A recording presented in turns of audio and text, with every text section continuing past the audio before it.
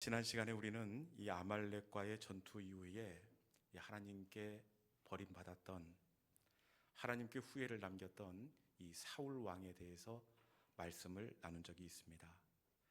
하나님께서 사울에게 내가 어찌하여 사울을 왕으로 세웠던고 후회의 말씀을 하십니다. 여러분, 왜 사울은 하나님께 후회를 남긴 인생을 살고 말았을까요? 혹시 그 대적 아말렉을 물리치지 못해서 그랬을까요? 그렇지 않습니다. 아말렉을 진멸하고 어려운 싸움에서 큰 승리를 거두었습니다.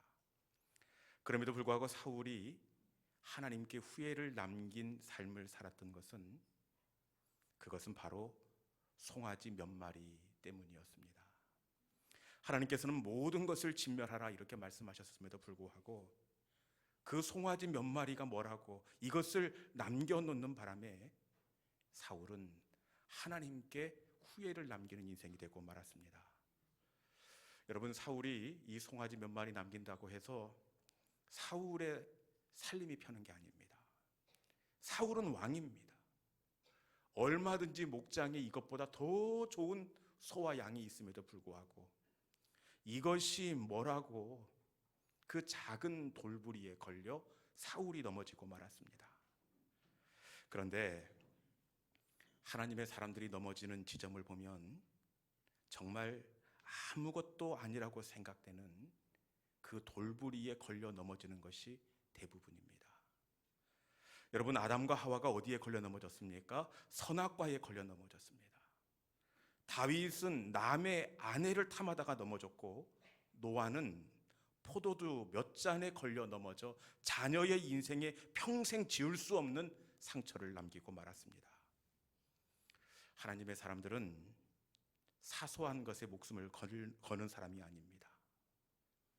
바위도 조심할 뿐만 아니라 돌부리를 주의하는 사람이 바로 하나님의 사람입니다.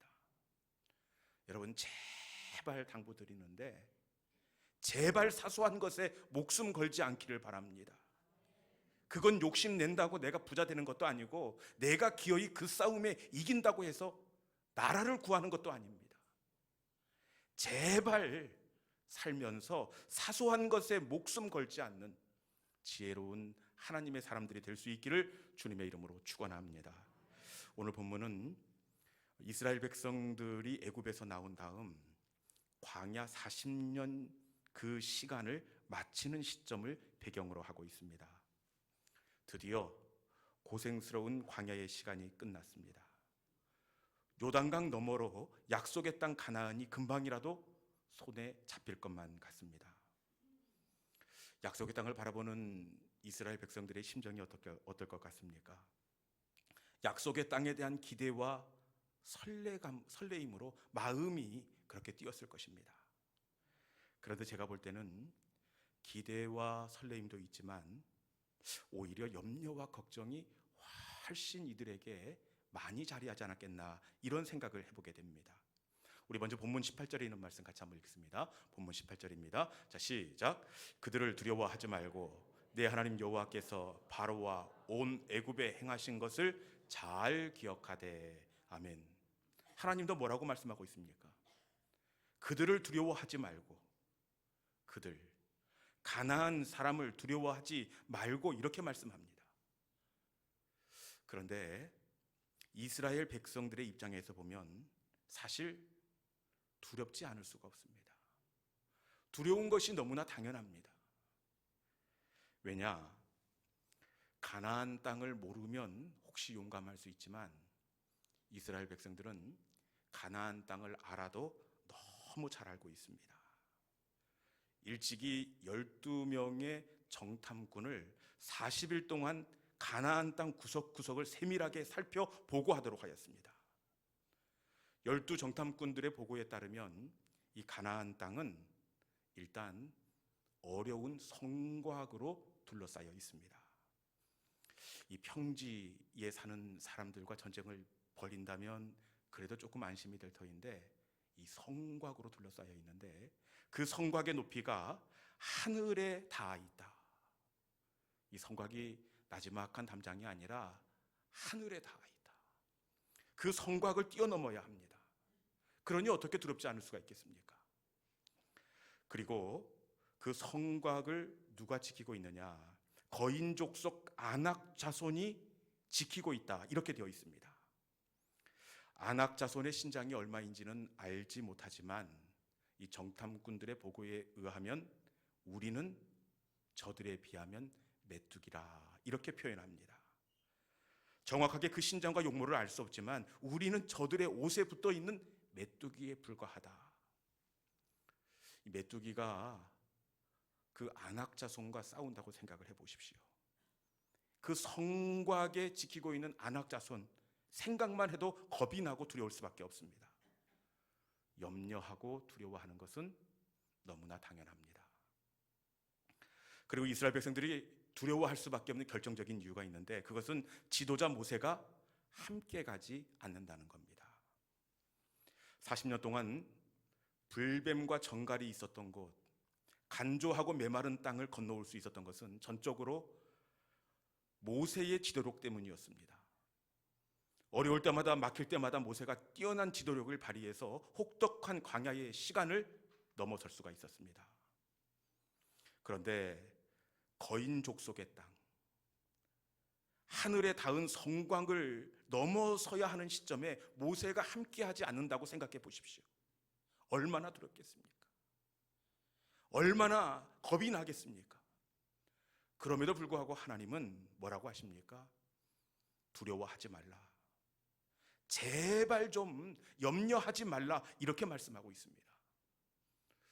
누가 봐도 두려워하고 겁이 나는 상황인데 왜 하나님은 제발 두려워하지 말라, 두려워하지 말라, 이렇게 이스라엘 백성들에게 말씀하고 있는 것일까요? 왜 그럴까요? 그것은 이 두려움이 단순히 감정이 아니기 때문에 그렇습니다. 이 두려움은 영적인 문제이기 때문에 그래요. 표면적으로 볼 때는 두려워하는 이유가 아낙 자손처럼 보여집니다. 하늘까지 닿아 있는 성곽 때문에 두려워하고 지도자 모세가 함께하지 않아서 두려워하는 것처럼 보여집니다. 그런데 사실 이것은 가짜입니다. 이스라엘 백성들이 두려워하는 진짜 이유가 있는데, 그것은 바로 하나님을 신뢰하지 못하기 때문입니다. 하나님을 믿지 못하기 때문에 저들이 두려워하고 있습니다.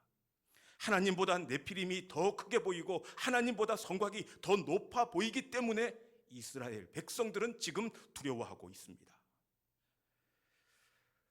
겉으로 보기에는 상황이 두려움을 주고 문제가 두려움을 주는 것 같지만 진짜 이유는 하나님을 믿지 못하기 때문이었습니다. 그런데 여러분, 사실 우리가 염려하고 두려워하는 건 역시 마찬가지 아닙니까? 표면적으로는 심하게 요동치는 자녀의 사춘기 때문에 내가 염려한다고 그렇게 생각을 합니다. 자꾸만 막히는 자녀의 취업 때문에 걱정을 하고 방법이 없는 내 건강 때문에 두려워한다고 생각을 하는데, 진짜 근본을 들여다가면 그것은 하나님을 신뢰하지 못하기 때문입니다. 하나님을 믿지 못하기 때문에 염려하고 두려워하고 있습니다. 지나친 염려와 두려움은 사실 감정이 아니라 불신앙입니다. 하나님을 믿지 않는 겁니다. 그렇기에 말씀은 곳곳에서 끊임없이 두려워하지 말라, 염려하지 말라, 이렇게 말씀하고 있습니다. 그것은 염려와 두려움이 불신앙이고 하나님을 대놓고 무시하는 것이기 때문에 그렇습니다. 성도는 염려와 두려움이 불신앙이라는 것을 아는 사람입니다. 그렇기에 염려와 두려움이 올 때마다 두려움을 대적하고 염려를 향해 나사렛 예수의 이름으로 떠나갈 것을 선포하는 사람이 바로 하나님의 사람입니다. 염려와 두려움을 끊어내는 믿음의 성도들이 될 수 있기를 주님의 이름으로 축원합니다. 그런데 문제가 있어요. 그것을 잘 알면서도 염려를 내려놓고 두려움을 끊어내기가 결코 쉽지가 않습니다. 눈앞에 당장 여리고성이 보이고 아낙 자손이 보이고 모세가 없는 것이 뻔히 보이는데 어떻게 두려움을 내려놓을 수가 있겠습니까? 두려움을 내려놓는다는 것이 정말 쉽지가 않습니다. 그런데 이런 가운데 하나님은 이스라엘 백성들이 어떻게 두려움을 내려놓을 수 있는지를 말씀하시는데 본문 19절에 이런 말씀입니다. 본문 19절의 말씀을 통하여 어떻게 두려움을 내려놓을 수 있다라고 하나님께서 말씀하시는지 함께 읽도록 하겠습니다. 본문 19절입니다. 자, 시작. 내 하나님 여호와께서 너를 인도하여 내실 때에 내가 본 큰 시험과 이적과 기사와 강한 손과 편파를 기억하라.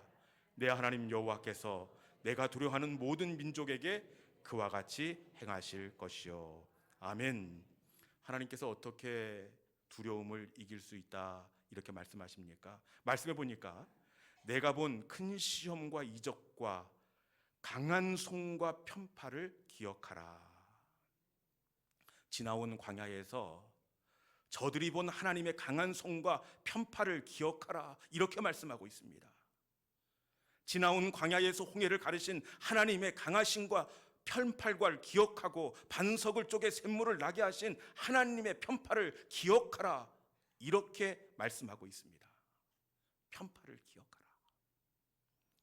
그런데 사실 지나온 광야에서 역사하신 하나님의 강한 손과 편파를 기억하는 것이 무슨 의미가 있겠습니까? 아무 의미가 없습니다. 그것은 이미 지나간 은혜요, 이미 끝나버린 하나님의 역사입니다. 그런데 하나님은 광야에서 행하신 하나님의 강한 손과 편파를 기억하라 이렇게 말씀하고 있습니다. 왜 지나온 시간 동안에 싸워주신 하나님을 기억하라 이렇게 말씀하고 있는 걸까요? 이미 지나간 은혜 아닙니까? 왜 그런지 다시 읽겠습니다. 다시 우리 19절에 있는 말씀, 왜 편파를 기억해야 하는지 다시 한번 읽어보도록 하겠습니다. 자, 시작. 내 하나님 여호와께서 너를 인도하여 내실 때에 내가 본 큰 시험과 이적과 기사와 강한 손과 편파를 기억하라. 내 하나님 여호와께서 내가 두려워하는 모든 민족에게 그와 같이 행하실 것이요. 아멘. 하나님은 왜 기억하라고 말씀하십니까? 강한 손과 편파를 기억하라. 그리고 그 다음이 중요합니다. 강한 손과 편파를 기억하라. 하나님은 그와 같이 행하실 것이요. 하나님은 가나안 족속에게도 그와 같이 행하실 것이기 때문입니다. 지난날 홍해바다를 가름같이 그와 같이 행하실 것이요. 광야에서 반석을 쪼갰같이 그와 같이 행할 것이요. 그와 같이 행하실 것이기 때문에 하나님은 광야에서 경험한 하나님의 강한 손과 편파를 기억하라 이렇게 말씀하고 계십니다. 하나님의 사람은 홍해를 가름같이 그와 같이 행하시는 하나님을 신뢰하는 사람이 하나님의 사람이 되는 줄로 믿습니다. 하나님의 사람은 하늘을 여시고 만나와 메추라기를 내리심같이 그와 같이 이후에도 행하시는 하나님을 신뢰하는 사람이 바로 하나님의 사람입니다. 그렇기에 그와 같이 행하시는 하나님을 바라보기에 하나님의 사람은 아무리 혹독한 인생의 겨울을 만난다고 하더라도 절대로 두려워하지 않습니다. 아무리 거센 인생의 풍랑을 만난다고 하더라도 절대로 고꾸라지지 않습니다. 그와 같이 행하시는 하나님을 알기에 7번 넘어진다고 하더라도 다시 일어나게 되어 있습니다. 여러분, 다윗을 한번 보십시오. 사랑하는 아들 압살롬이 반역하여 목에 칼을 겨누고 반란을 일으켰습니다. 내가 믿었던 아들, 그런데 그 아들이 내 목에 칼을 겨누는 겁니다. 이거 주변 사람 바라보기도 민망하고 내 스스로도 얼마나 낙심이 되고 얼마나 두렵고 걱정이 되겠습니까? 당시의 심정이 시편 143편 7절에 남아 있는데 이날의 다윗의 마음이 어떻다고 표현되어 있는지 한번 읽어볼까요? 같이 봅니다. 자, 시작. 여호와여 속히 내게 응답하소서. 내 영혼이 피곤하나이다. 주의 얼굴을 내게서 숨기지 마소서. 내가 무덤에 내려가는 자 같을까 두려워하나이다. 아멘. 당시의 상황을 다윗은 내 영혼이 피곤하나이다. 이 원문에 보니까 내 영혼이 숨이 끊어져 죽을 것 같습니다. 이렇게 되어 있습니다. 그런데 이 두려움과 염려와 걱정의 시간에 다윗이 어떻게 하느냐?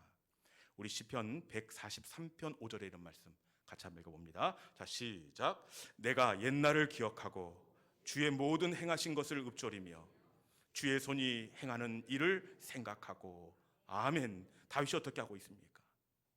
내가 옛날을 기억하고. 다윗은 지나온 시간에 베풀어 주신 하나님의 강한 손과 편팔을 기억했습니다. 아버지의 집에서 목동으로 있을 때 사자와 곰의 이빨에서 건져주신 하나님을 기억했습니다. 골리앗이란 큰 산을 넘어뜨린 하나님을 기억했고, 사울의 끈질긴 추격 속에서 나를 숨겨주신 하나님을 기억했습니다. 이 하나님이 그와 같이 행하실 것이라. 그 하나님이 가장 선한 길로 나를 이끌어 주시고 나를 숨겨 주시리라. 다윗은 지난날 나를 붙들어 주신 하나님의 강한 손과 편팔을 바라보았습니다. 그 하나님을 바라볼 때 다윗은 다시 일어설 용기를 얻게 되었습니다. 그와 같이 싸우시는 그 하나님을 우리도 바라볼 수 있기를 주님의 이름으로 축원합니다. 하나님은 내가 그와 같이 행할 것이다, 이렇게 말씀하십니다. 그런데 하나님은 말씀만 하시고, 이 말씀만 하시는 하나님이 아니라 정말로 그와 같이 가나안에서도 행할 것이다, 이렇게 말씀하시는데 진짜로 그와 같이 행하셨습니다. 하나님께서 지난날 홍해를 갈라주십니다. 그런데 어떻게 그와 같이 행하십니까? 지난날 홍해를 가름같이 요단강을 갈라주셨습니다. 지난날 반석을 쪼개 샘물을 내게 하심 같이 진짜로 여리고성을 쪼개주시고 아이성을 쪼개주셨습니다. 하나님은 그와 같이 행하셨습니다. 그와 같이 행하시는 하나님은 우리에게도 동일하게 지난날과 같이 우리가 만나게 되는 그 영적인 가나안 땅에도 그와 같이 행하시는 하나님이 되시는 줄로 믿습니다. 이제 말씀을 마무리하겠습니다. 하나님은 이스라엘 백성들에게 제발 두려워하지 말고 제발 염려하지 말라, 이렇게 말씀합니다. 왜 두려워하지 말고 염려하지 말라 말씀하십니까? 그것은 염려와 두려움은 감정이 아니라 불신앙이기 때문에 그렇습니다. 염려하고 두려워하는 진짜 이유는 가나안 거인 족속이 두려워서 염려하는 것이 아니라 하나님을 신뢰하지 못하기 때문에 두려워하는 것이었습니다. 겉으로 보기에는 문제 때문에 두려워하고 상황이 어려워서 두려워하는 것 같지만 염려의 진짜 이유는 불신앙입니다. 하나님을 신뢰하지 못하기 때문입니다. 그렇기에 하나님의 사람은 염려와 두려움을 대적할 수 있는 사람이 되어야 하는 줄로 믿습니다. 하나님의 강한 손과 편팔을 기억하는 사람, 그 사람이 바로 하나님의 사람입니다. 그 사람이 두려움을 떨칠 수가 있습니다.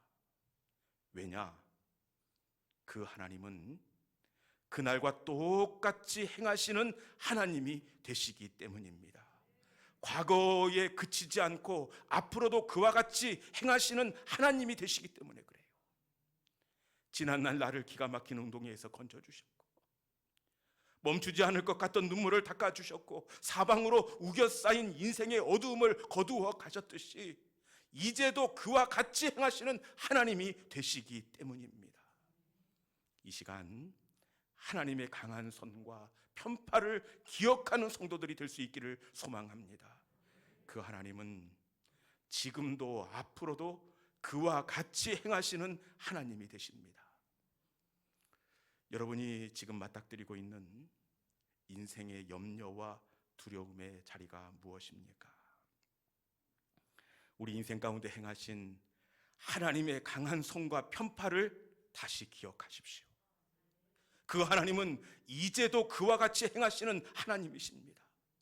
그와 같이 뛰어넘게 하시고 그와 같이 회복되게 하시고 그와 같이 마침내 살아계신 하나님을 고백하게 하십니다.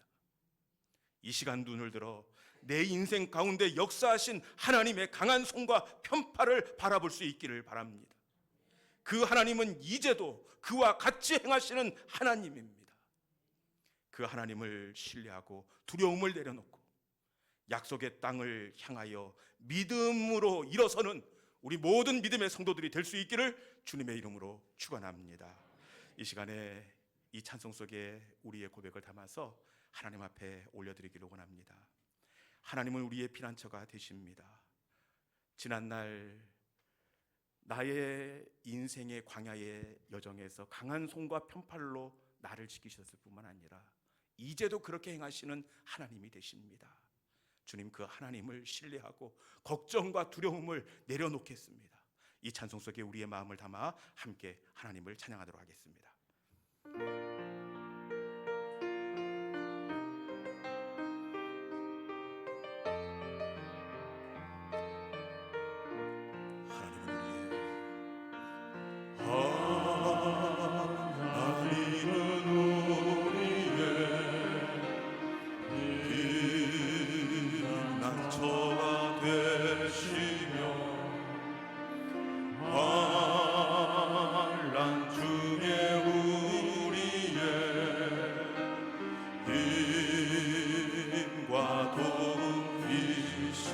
하나님은 우리의 피난처가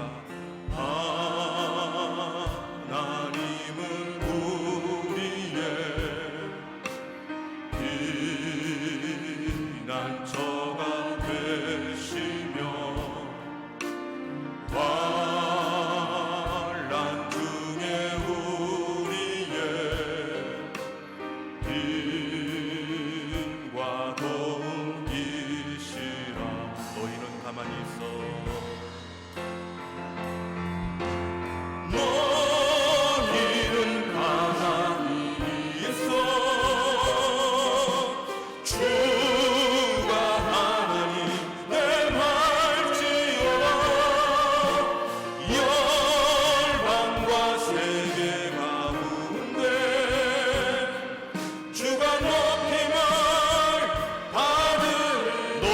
가만히 있어.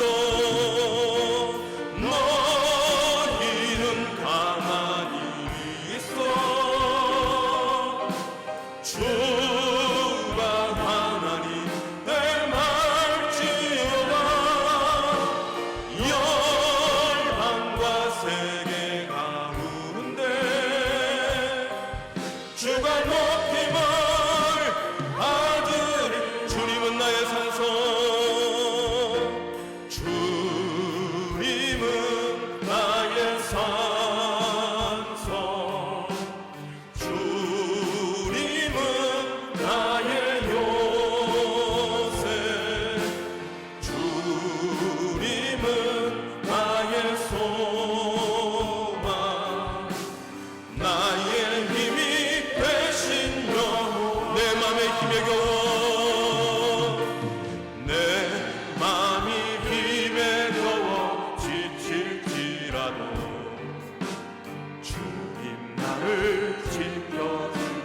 세상의 험한 풍파,